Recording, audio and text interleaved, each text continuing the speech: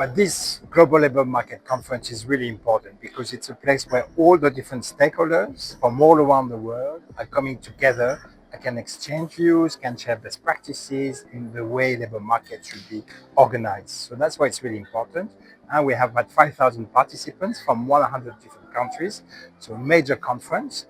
And indeed, when you look at all the different challenges that labor markets are facing at the global level, but most importantly at the national level, there is a need to bring all those parties together to look for solutions. And when I'm talking about the main challenges of the labor markets, clearly you have the demographic shifts, you have the impact and the disruption coming from new technology to develop. We have, of course, the new relationship uh, between the employees and the employers and the companies, and not to mention the use and the need for skilling, reskilling, upskilling, cross-skilling the workforce. So as you can see, many topics to be discussed. And clearly there's an issue because labor market is a market, but it's not a perfect market. This is what we see. And the match between the supply and the demand is not optimal. That's why we have unemployment in many countries around the world. That's why we have people who do not manage to enter the labor market. Therefore, the level of inclusion also in the world of work is not as good as it should be. And once again, this is why it's really important for this event to take place, to bring stakeholders from all around the world and to address all those challenges. And more important, of course, to look for solutions. Well, the main challenges I see for the labor market at a global level, first and foremost, and I'd like to start with some good news, is that actually there had never been so many people at work in this planet as we speak, today. 3.2 billion people are currently working, around the globe. This is the highest level we have never seen. The level of unemployment is also rather low. So again, this is the good news. That's, the world of work might not be optimal. There might be some issues, but as I said, many people are now working, which is really good. The second key challenge for me is about demographics. As we know, there is a very strong imbalance between some countries or some regions in the world when it comes to demographic and the size of the working population. Some countries are already seeing their working population shrinking. Russia, Japan, Germany, the US, but thanks to immigration, they managed to cope for that. But for those countries, indeed, the working population is decreasing. While in some other countries, and of course there we have to look at Africa, because Africa has a very young population overall. So for most of the countries in Africa, we see an increase of the working population, which is a very good signal for Africa, because this is where the newest talents will be coming from in the future. So that would be for me the second key challenge to discuss and to address. And the third one, of course, it's all about technology and the new technological development, creating disruption in the world of work, positive ones, less positive ones, I'm afraid. And of course, the buzzword on that one is all about AI, artificial intelligence. This is where the attention is now focusing, and rightly so, because we see already the disruption, coming from AI. Again, in a positive way, new jobs are being created, but we see also some jobs that will be destroyed probably in the future as part of the adaptation to this new technology. I would say that what we are seeing is actually the rise of the global south, as it is mentioned, of the BRICS countries in the broad sense. As you know, the number of BRICS countries, starting with Brazil, Russia, Indonesia, China, and South Africa. The number of those countries have extended now. The group has become larger. Actually, countries like Saudi Arabia are not part of the BRICS countries, which is really good. What we are seeing is that in the developed, you could say Western world, or the north, the global north, if I could say, you can see that in those markets, they are almost saturated in terms of consumption. You have as many goods and services that you want.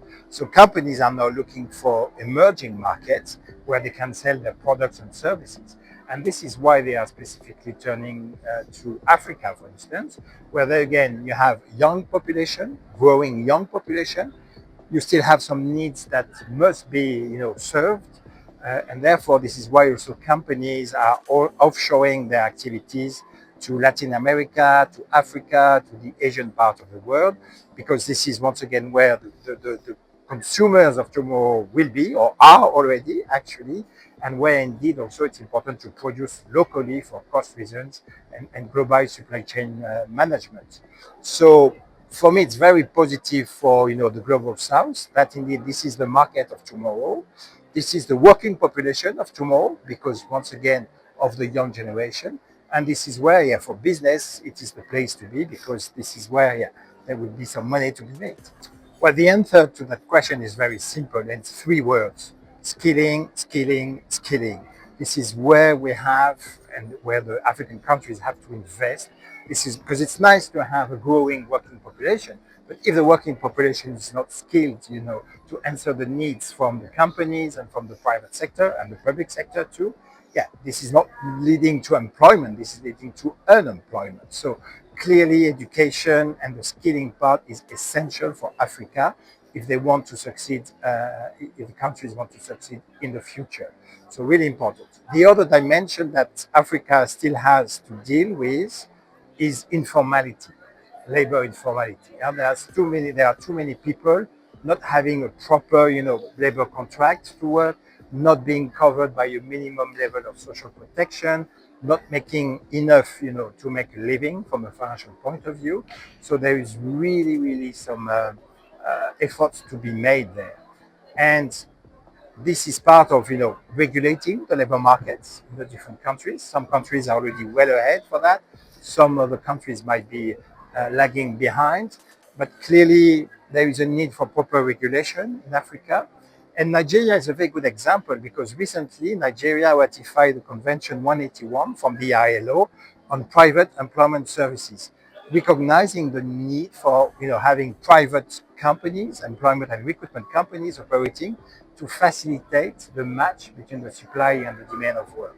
And this is going to improve the regulation, and not only the regulation, but the efficiency of the labor market in Nigeria. And I would strongly encourage some other countries from Africa to do the same to make sure that the level of regulation when it comes to the labor market is as appropriate in order to support the further development of the economy.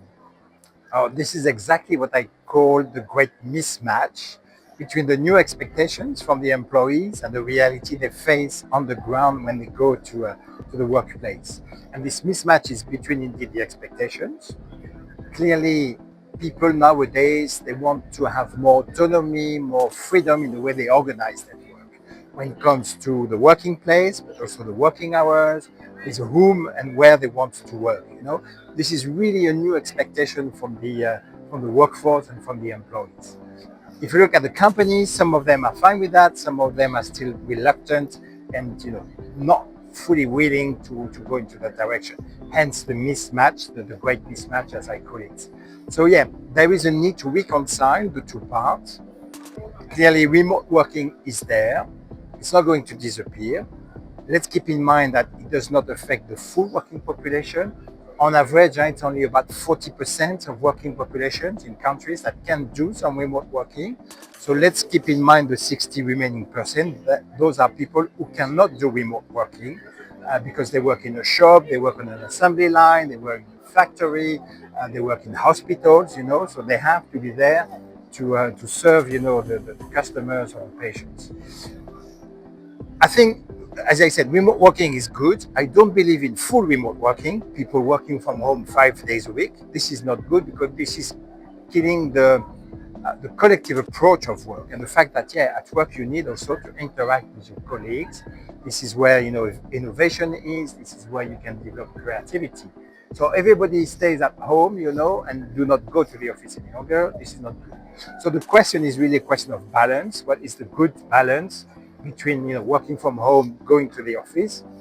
Probably for me, I would say it's still important to go 3 days per week to the office and then having some freedom to organize 2 days working from home. But again, let's be careful not to forget about the collective approach at work. Why are we working? first of all, to make a living, but also to meet other people, to have social interactions. And if everybody stays home, this is not possible any longer. So on that one, I have a bit of a balance and nuanced approach, but that's important. When it comes to AI will disrupt the labor market for sure, for the best and the worst. Let's say it that way. Clearly, jobs are going to be destroyed because those jobs will be replaced by AI. And you can think maybe of a lawyer, in maybe 5 years' time, yeah, everything will be done via artificial intelligence. We might not need lawyers anymore. The same for, I don't know, maybe musicians. Tomorrow the music will be created by artificial intelligence. But I'm not that worried about that because if you look at history, any new technological development has always created more jobs than it has destroyed jobs at the end of the day. Yes, jobs will be destroyed, as I say, or maybe it's even less jobs than tasks within a job. I think this is where the difference will be.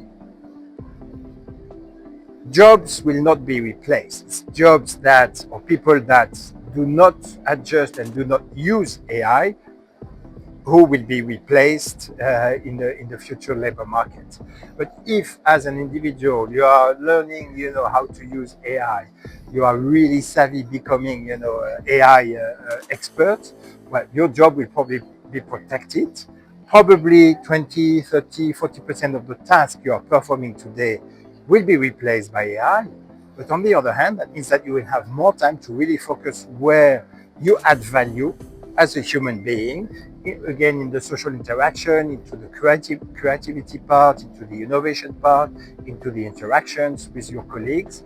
And this is really the essence of being a human at work, making the difference. And every task that will be routine, repetitive, then indeed will be replaced by AI.